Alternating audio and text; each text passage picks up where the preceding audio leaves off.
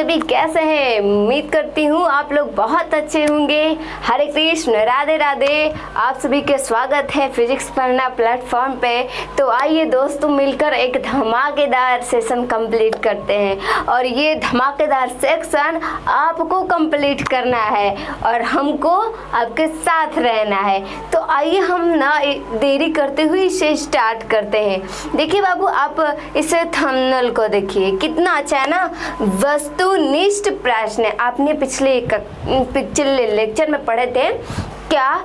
तो भाई मंदाकिनी वर्णम पाठ क्या उसका अर्थ पढ़े थे। अच्छा खासा आपने कमेंट भी किया, मैंने पढ़ा भी और बहुत अच्छा भी लगा। तो इस पर भी आप कमेंट करना ना भूलें। आपको अच्छा लगा हो तो बेटर है और नहीं लगा हो फिर भी आप कमेंट अवश्य करना। तो आइए बाबू, इस वीडियो को जितना हो सके शेयर कीजिए, कमेंट कीजिए, तभी हम आपके जो मनोबल है और अधिक होगा और जो संघर्ष करने की क्षमता होगी और अधिक होगी। अच्छा लगे तो आप दोस्तों को ज़रूर शेयर कीजिएगा, ठीक है। तो आइए हम लोग स्टार्ट करते हैं।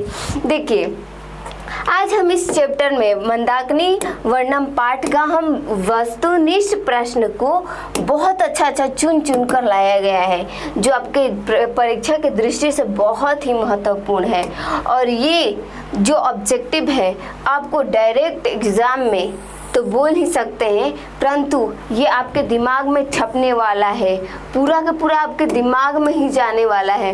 देखिए, हमने यहाँ पर संस्कृत विषय उपविषम पाठ है और कक्षा यानी पाठ 10 है और आप 10 क्लास में भी पढ़ते हो। देखो, और मंदाकिनी वर्णम पाठ है वस्तुनिष्ठ प्रश्न। आज पढ़ने वाले हैं वस्तुनिष्ठ प्रश्न, इसको इंग्लिश में कहते हैं ऑब्जेक्टिव प्रश्न। अब देखिए फर्स्ट क्वेश्चन क्या कह रहा है। चलिए हम लोग फर्स्ट क्वेश्चन देखते हैं बाबू। मंदाकिनी वर्णम पाठ के कवि कौन है? जो मंदाकिनी वर्णम पाठ है उसकी कवि कौन है? तो हम लोग ने बहुत अच्छा से पढ़ा और इसका जानकारी भी बहुत अच्छे से लिया। देखिए, तुलसीदास तो भाई होंगे नहीं, क्योंकि ये रामायण के रचनाकार भी नहीं है। यदि मंदाकिनी वर्णम पाठ के रचनाकार नहीं याद है तो आप लोग को ये अवश्य याद होगा कि रामायण का रचनाकार कौन है। तो महर्षि वाल्मीकि बाबू। तो महर्षि वाल्मीकि इसके सही और राइट आंसर होगा। और कालिदास, हालांकि ये इनका विवरण नहीं आया और व्यास जी का आया था, तो ये महाभारत में आया होगा या फिर गीता के श्लोक में। तो उनका छोड़िए, हम यहाँ पर समझ लेते हैं कि ये रामायण का भाग है। तो ये रामायण के रचनाकार कौन है? तो महर्षि वाल्मीकि जी हैं। आइए हम स्टार्ट करते हैं दूसरा क्वेश्चन। देखिए, दूसरा क्वेश्चन कह रहा है कि मंदाकिनी वर्णम यानी मंदाकिनी जो वर्णम पाठ है रामायण के किस कांड से संग्रहित है? रामायण के किस कांड से संग्रहित है? रामायण में तो बहुत सारी है कि लव कुश कांड, ये कांड, वो कांड, मतलब बहुत सारी कांड है। तो उसमें से कौन सा कांड है? तो हम यहाँ पर पढ़ेंगे, क्या पढ़ रहे हैं? अयोध्या कांड से ये संकलित है। बाबू, हमने पढ़ा था कि राम और सीता लक्ष्मण कैसे जंगल में जाते हैं और अपना जीवन चित्रकूट में बिताते हैं। तो यही है अयोध्या कांड में लिखा हुआ। तो चलिए आइए, इस अयोध्या कांड इसका राइट और सही आंसर होगा। अब चलिए हम तीसरा नंबर क्वेश्चन चलते हैं।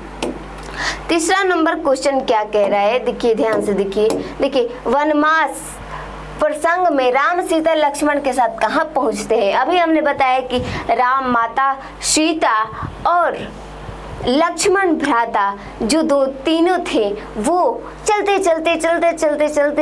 यूं ही अपने मार्ग पर सबसे अच्छा स्थल पाते हैं। वो स्थल क्या होता है?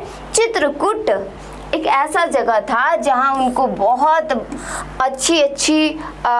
अच्छा लगा, अच्छी वहाँ पर तितलियाँ थी, फूल थे, पौधे थे, पेड़ थे, इतने मनमोहक थे कि श्री राम उनके वर्णन करते हैं और उनके बखान करते हैं।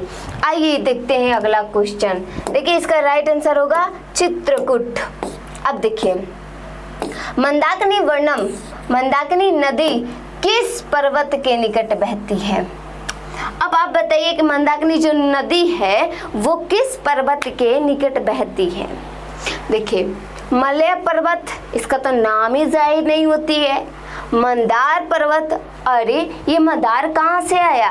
मंदार का नाम तो इसने ही नहीं है, तो ये भी कैंसिल हो जाता है। चलो ये भी कैंसिल, ये भी कैंसिल। अब बचता है क्या बचता है? गृद्धकुट पर्वत। गृद्धकुट पर्वत कहाँ से आ गया? मैंने तो पढ़ा ही नहीं है, ऐसा आपकी होगी मानसिकता, तो ये भी नहीं है। तो राइट आंसर क्या होगी? सही आंसर होगी चित्रकूट पर्वत। आप लोग को आंसर याद नहीं है तो गलत तो छाट सकते हैं ना, इस पाठ में ऐसा ऐसा शब्द आया था, तो वैसे भी आप पता लगा सकिएगा।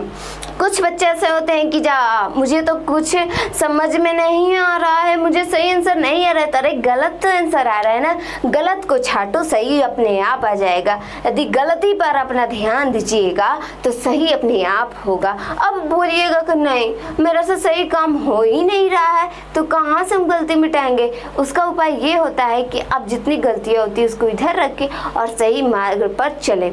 नहीं हो रहा है तो आप गलतियों को काटें और सही मार्ग पर चले, तो ये भी आपका हल हो सकता है, समस्या का हल हो सकता है। अब देखिए अगला क्वेश्चन चलते हैं। देखिए अब अगला क्वेश्चन कह रहे हैं ना बाबू, देखिए कालिदास ने किस नदी का वर्णन किया? अब ये जो कालिदास थे, कालिदास कौन थे जी? तो कालिदास महाकवि थे, बहुत अच्छे इन्होंने कविताएं हो सके तो काव्य खंड ये सब में बहुत अच्छा लिखे हैं। उनका सुनिए कालिदास का, कल करे सो आज करे सो अब पल में परले हो ये, बहुरी करेगा कब कबीरा, बहुरी करेगा कब। तो ये बताते हैं कि जो कल करना है तो आज करो, और जो आज करना है सो अब करो, क्योंकि जो समय है वो बीतते जा रहा है, पुनः दोबारा आने वाला नहीं है। तो सोचो मत, डायरेक्ट उस पर अटैक करो, ठीक है। आइए फिर देखिए क्या कहते हैं। अब चलिए उनके बात का वही तक स्टॉप करते हैं, क्योंकि उनका बहुत बड़ा उनका संग्रह है। तो आइए देखते हैं क्या बोलते हैं बाबू कि कालिदास ने किस नदी का वर्णन किया? बुढ़ी गंगा, ये तो नहीं होगा। मंदाकिनी, यमुना, कावेरी, तो हमने ये दोनों का नाम विवरण जाहिर नहीं की, तो इसका सही आंसर होगा मंदाकिनी, मंदाकिनी नदी। अब चलिए अगला क्वेश्चन चलते हैं। अगला क्वेश्चन कह रहा है मंदाकिनी वर्णम पाठ में किस नदी का वर्णन है? तो जाहिर सी बात है कि मंदाकिनी वर्णन किसको कहा गया है? तो मंदाकिनी नदी किसको कहा गया है? ये गंगा को। गंगा को अलग अलग देश में अलग अलग नाम से भी पुकारा जाता है, तो गंगा को ही मंदाकिनी नदी कहा गया। अब अगला क्वेश्चन बहुत अच्छा है और भी एग्जाम की दृष्टि से, वाल्मीकि रामायण से कौन सा पाठ संकलित है? तो विश्व शांति हमने पढ़ा नहीं है, कणस्यदान पढ़ चुके हैं और नीति श्लोका, तो ये तो तीनों होगा ही नहीं, तो इसका राइट आंसर होगा मंदाकिनी वर्णम। समझ में आया आपको? चलिए अब अगले क्वेश्चन चलते हैं। देखिए कह रहा है कि मंदाकिनी वर्णम पाठ किस ग्रंथ से संकलित है? ग्रंथ मतलब कौन सा ग्रंथ, ऐसा कौन सा मोटी सी बुक है, आपके भाषा में बताते हैं कौन सी मोटी बुक है जहाँ से ये कौन भाई मंदाकिनी वर्णम जो चैप्टर है उसको उठाया गया है। तो आप लोग बताइए कौन सा चैप्टर है? तो वो कौन सा चैप्टर है बाबू? रामायण। रामायण जो राम के गुण गाए वो है रामायण। अब चलिए अब अगला क्वेश्चन देखते हैं। अगला क्वेश्चन कर रहा है चित्रकूट स्थित गंगा का वर्णन किस पाठ में है? जो चित्रकूट के स्थित गंगा का वर्णन किस पाठ में है? तो किस पाठ में है बाबू? मंदाकिनी वर्णम, जो कि हम लोग पढ़ रहे हैं। तो ये सब आप लोग नन्हे मुन्ने बालक, अपने नन्हे मुन्ने दोस्त, मेरे मित्र, सभी लोग को ये मालूम है। अरे हम पढ़ रहे हैं तो उसी का नहीं होगा, तो इसका मंदाकिनी वर्णम इसका राइट आंसर होगा। चलिए अगला क्वेश्चन देखते हैं। अगला क्वेश्चन है कि रमणीयानी तीर्थनी किम संजयंती, रमणीय तीर्थ क्या उत्पन्न कर रहे हैं? जो रमणीय है वो क्या उत्पन्न कर रहे हैं? वो उत्पन्न कर रहे हैं रति को, जो रति है उसको उत्पन्न कर रहे हैं। इस अध्याय में ये आया है कि किसको भाई उत्पन्न कर रहे हैं रमणीय तीर्थ का? तो क्या उत्पन्न कर रहे हैं बाबू? रति को। वो क्या कर रहे हैं? रति को उत्पन्न कर रहे हैं। अब 11 नंबर क्वेश्चन कह रहा है कि राम मंदाकिनी की शोभा किसको दिखा रहे हैं। राम जो है वो किसको दिखा रहे हैं कि देखो क्या वो बोले थे, हे सीते ये देखो कलछल करती हुई नदी कितनी सुंदर लग रही है, ये बाग में तितलियां कितनी सुंदर लग रही है, देखते ही मन को मोह लेती है, मेरे अंदर जो हृदय है उससे प्रेम रस की संचार कर रही है। देखो सीते देखो कितनी खूबसूरत ये हिरण जो सोने के जैसे चमक रही है, कितनी प्यारी लग रही है, इसको हिरण के झुंड इसको पी पी कर गंदा कर दे रहे जल, फिर भी इसकी पवित्रता नहीं जाती है। देखो सीते देखो। तो ये कहते हैं वाक्य श्री राम माता जानकी यानी सीता जी से यही बात कहते हैं। अब देखिए तो कौन कहते हैं बाबू, तो लक्ष्मण को कहते हैं, ऋषियों को कहते हैं, विभीषण को कहते हैं, नहीं बाबा कहते हैं माँ सीता को। अब चलिए अगला क्वेश्चन बाबू 12 नंबर, मंदाकिनी का अर्थ क्या होता है। मंदाकिनी का हल की बात ये होता है कि माता गंगा जो मानू तो मैं गंगा माँ हूँ, न मानू तो बहता पानी। तो वहीं इसका राइट आंसर कौन होगी बाबू, माँ गंगा नदी इसकी राइट आंसर होगी। मंदाकिनी नदी को क्या कहते हैं भाई, उसको नाम तो अलग चेंज है परंतु माता कौन है बाबू, गंगा माँ है। मैया रानी गंगा नदी, मैया रानी कौन है बाबू, गंगा नदी जी है। अब देखिए अगला क्वेश्चन कह रहा है 13 नंबर, मंदाकिनी वर्णन पाठ में कहाँ के गंगा का वर्णन है, कौन सी गंगा माता की वर्णन है, कहाँ पर माता गंगा को मंदाकिनी कहा गया है। तो कौन सी नदी है बाबू, वो है चित्रकूट की। चित्रकूट में ही माँ गंगा नदी को ही मंदाकिनी कहा गया है।